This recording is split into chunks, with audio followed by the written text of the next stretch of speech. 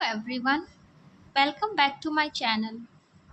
Previous lecture में हमने speed of sound in different medias देखा था और न्यूमेरिकल्स भी किए थे। इस चैप्टर में जो स्पीड ऑफ साउंड है, जो डिफरेंट डिफरेंट मटेरियल में होता है, वो देखते हैं कि कितना कितना होता है। कुछ ऐसे हमने एग्जांपल्स लिए हैं, वो देखते हैं। जैसे हमारा ड्राई एयर है, ठीक है, 0 डिग्री सेल्सियस, मतलब टेम्परेचर हमारा 0 डिग्री सेल्सियस है, ठीक है। तो उस टाइम हमारा स्पीड ऑफ साउंड क्या होगा? 332 metre per second. Water, distilled water है 20 डिग्री सेल्सियस में, तो 1498 मीटर पर सेकेंड होगा। ग्लास है हमारा, ठीक है, 20 डिग्री सेल्सियस पे, तो स्पीड ऑफ साउंड क्या होगा? 5170 मीटर पर सेकेंड। मतलब इन वैल्यूज़ को याद करने की कोई ऐसी ज़रूरत नहीं है, ये क्वेश्चंस में हमें गिवन होंगे, बट एज अ मैंने एग्जांपल इन्हें लिया है, ठीक है। जैसा कि हम देख रहे हैं कि एयर में 332 है, वाटर में 1498 है और ग्लास में 5170 है। तो मैंने आपको प्रीवियस लेक्चर में बताया था कि सबसे ज़्यादा स्पीड ऑफ साउंड किस में होती है? ग्लास में होती है, देन लिक्विड में होती है, एंड आफ्टर डैट गैसेस में होती है। तो यहाँ पर इस एग्जांपल से हमें ये सब समझ भी आ रहा है। Got it? अब देखो, इस नोट पॉइंट में जो स्पीड ऑफ साउंड होती है और जो स्पीड ऑफ लाइट होती है, उसे कंपेयर किया गया है, ठीक है। जो speed of light is greater as compare to speed of sound. जो स्पीड ऑफ साउंड होता है, कोई भी हमें आवाज़ आ रही होती है, उसकी स्पीड कम होती है as compare to speed of light.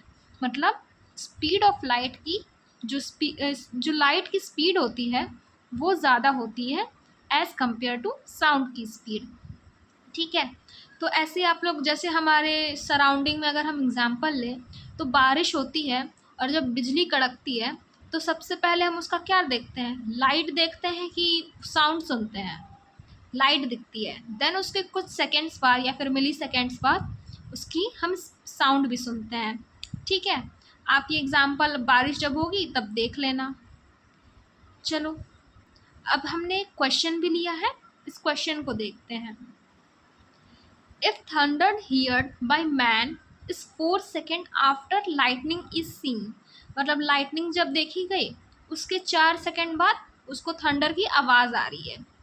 How far is the lightning from man.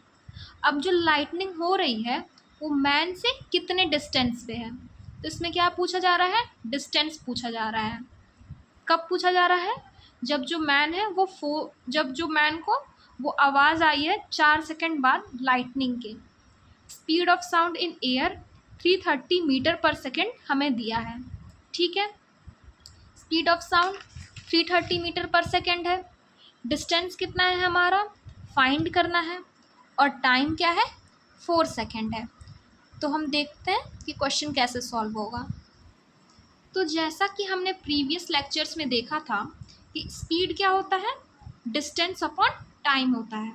Speed is equal to distance upon time. Formula हमने देखा था, हमें क्या फाइंड करना है? डिस्टेंस फाइंड करना है। स्पीड और टाइम गिवन है, ठीक है। तो डिस्टेंस इज इक्वल टू क्या हो जाएगा? स्पीड इंटू टाइम, 330 इंटू 4, फिर क्या होगा? डिस्टेंस 1320 मीटर हो जाएगा। तो हमें डिस्टेंस मिल गई, मतलब जो लाइटनिंग हो रही है वो मैन से कितने डिस्टेंस पे है? 1320 मीटर के डिस्टेंस पे है। तो देखिए, हम ऐसे लिख सकते हैं, so the lightning is at distance of 1320 metre from man. Got it? ठीक है बच्चों, इस वीडियो में हमने एक न्यूमेरिकल देख लिया। आगे के वीडियोस में हम नेक्स्ट टॉपिक को स्टार्ट करेंगे, जो कि हमारा नेक्स्ट टॉपिक रहेगा रिफ्लेक्शन ऑफ साउंड, ठीक है। Thank you.